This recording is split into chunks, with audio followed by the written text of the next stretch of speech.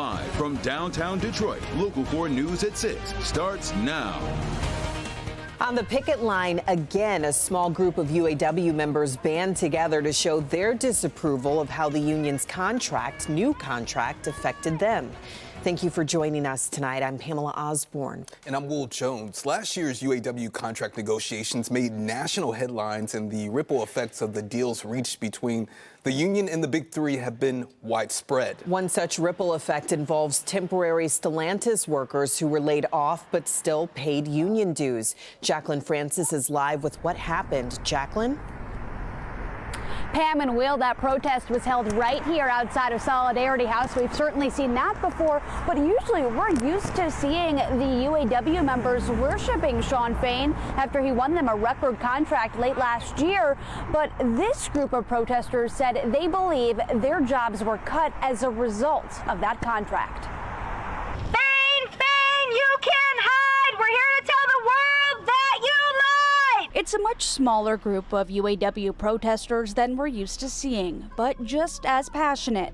Shawn Fain lied to us, and as a result, Stellantis fired us. Ashley Wilmoth was laid off last month. She was one of 539 temporary Stellantis employees to be pink-slipped in the metro area. They were told that this contract was going to bring a pathway to full-time. So far, over 2,800 supplemental employees or temporary employees have been converted to full-time. Around 1,800 temporary employees have been let go. The group believes they took the hit for the record contract negotiated. And the company's looking at it as, okay, this is a way to get back some of that money that Shawn Fain took from us. As UAW members, they're mad at the companies, but furious with union leadership. We were all paying union dues, and we are not receiving any form of representation from our union apparatus. We reached out to the UAW for a response to this protest. They say they have no comment at this time. Reporting live outside of Solidarity House, Jacqueline Francis, Local 4. Okay, thank you, Jacqueline. We have an update for you tonight on that incident involving a car crashing through a Canton Township Walmart yesterday afternoon. Police say everyone injured in the crash is expected to be okay. The crash happened at the Ford Road Walmart yesterday afternoon. You can see on this cell phone video the amount of damage it caused. 5 people were taken to the hospital, including the driver of the vehicle. All were treated for non-life-threatening injuries. Police are still looking into what caused the driver to run into the building. The Wayne State University Police Department is asking for help finding a student who has been missing for 5 days. 26-year-old Andrew Watkins was last seen on campus on Monday. His family reached out to the university on Thursday, and that's when police began a search. We're told Watkins lives in the Anthony Wayne Drive apartments on campus and was last seen wearing a blue sweater, black pants, and white shoes. Anyone with information should contact police at the number on your screen. Turning our attention now to the Middle East, where the U.S. completed its first airdrop of aid into Gaza. 66 food pallets holding roughly 38,000 meals were dropped along the Gaza coastline today. President Joe Biden said yesterday humanitarian aid flowing into the region for Palestinians is insufficient.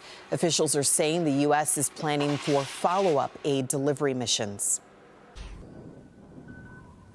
Getting a look outside now after a cloudy day out there. The sun has managed to peek its head out just before sunset. After last week's winter weather whiplash, Ron Hilliard is here now and tracking some more steady conditions that are headed our way. And it's great to be here with you. LCA right there, Red Wings down there. Things are pretty pleasant out there. We saw those beautiful images as the sun is setting. 49 right now in Detroit, 50 for us in Ann Arbor. For Huron, we're at 48 and 45 for Monroe. Those winds out there about 5 to 10 miles per hour. Mostly out of the south and the southwest. Now, regionally, temperatures a little bit cooler toward the water, and you'll see that right there, those blue colors as you get around the shoreline. 40 right now, cool in Grosse Ile, but we are going to see temperatures going up. We're going to be warmer tomorrow and also warmer for our Monday. Now, visibility not an issue right now, but later on tonight and tomorrow morning, we could see some areas of patchy fog across Metro Detroit. Right now, things are clear out there. So we have plenty of sunshine across the area that we're going to be talking about for tomorrow, as well as we get into the afternoon hours tomorrow, things looking a little bit better, some clouds in the morning.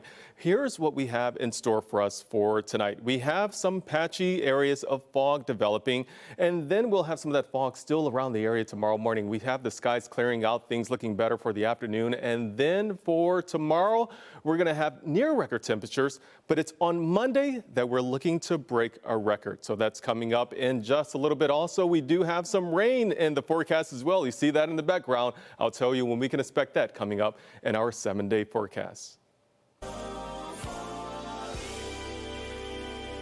There are 10 different up-and-coming artists getting a lot of help from $1.5 million. A new program from the Gilbert Family Foundation is called Seed and Bloom Detroit. It's giving 10 artists money to help with their businesses, infusing more art and culture into the city and neighborhoods. But as Nick Monticelli found out today, this is about much more than art and community. The purpose of these grants is to give artists an opportunity to grow their businesses and infuse art into Detroit neighborhoods. But you might be thinking of artists like artists with a brush and a canvas. Really, we're talking about any kind of art. Lower your heels right where they are.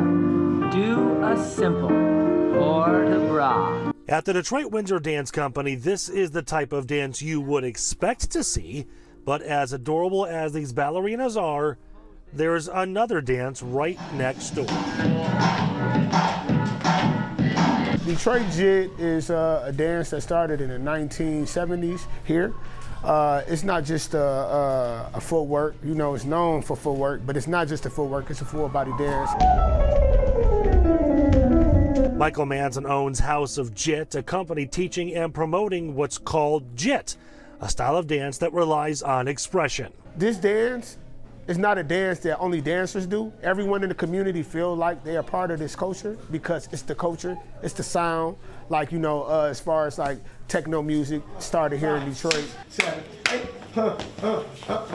And because it has roots here, Manson is trying to keep it alive here. Manson produced this Jit showcase last year, which is one reason he's one of the recipients of the Gilbert Family Foundation's Seed and Bloom Detroit grant. He's getting $150,000, and he'll use that money to not only teach Jit, but bring it to other studios and schools. Once we get it in schools and people here in Detroit, the younger generation realize that it's a dance style actually from here, because it was big when I was a kid. Once they realize that, they can embrace it. Embracing something many did not even know about, which is exactly the point. The greatest act as a human is to inspire. So I'm just inspiring. I'm inspiring everyone, and it's our style. In Detroit, Nick Monticelli, Local 4. We want to meet more people like Michael and the folks over at House of Jit who are making a difference in their community, and that's where you come in. You can help us highlight these men and women in our Go For It segments. If you know someone who's doing something really special, send an email to goforitt@wdiv.com, or you can submit a nomination at clickondetroit.com. 4 days after Michigan's primary, the Michigan Republican Party gathered in Grand Rapids today to select delegates for the national convention. For the most part, the meeting ran smoothly and largely seeming to unify the leadership. Unity was a question mark coming into today, with a power struggle making headlines in recent months. That struggle came to a head last week when former chair Christina Karama was legally removed as chair. The Detroit Police Department is searching for a suspect in an arson case. The fire was set on February 21st around 11 p.m. on Kendall Street near Woodrow Wilson. Investigators say a man walked onto a porch and poured some type of chemical. Video shows him lighting the house on fire and then running off. If you recognize this man or have any information on this crime, call Detroit Police. Police in Metro Detroit are investigating 2 deadly crashes right now. The first happened this morning around 4 on I-75 near Outer Drive in Lincoln Park. Investigators say a wrong-way driver struck another vehicle head-on. Both drivers were killed in that crash. The victims' identities have not yet been revealed because the families have not been notified. Investigators say they are working to determine if alcohol or drugs were a factor. The other fatal crash happened in Warren on Groesbeck Highway near Stevens around 1:45 this morning. Police say the crash involved a Chevy Tahoe and a Chevy Impala. Investigators say the Tahoe rolled over during the crash, causing the driver and 3 passengers to be ejected from the vehicle. The driver of the Tahoe was killed and the other 3 passengers are in serious condition. Police say the driver of the Impala showed signs of intoxication and was placed under arrest. Coming up, we show you thousands of volunteers who are banding together for one common mission. And a Detroit staple returns to Huntington Place for another weekend of fun. What you can expect this year at Detroit Autorama.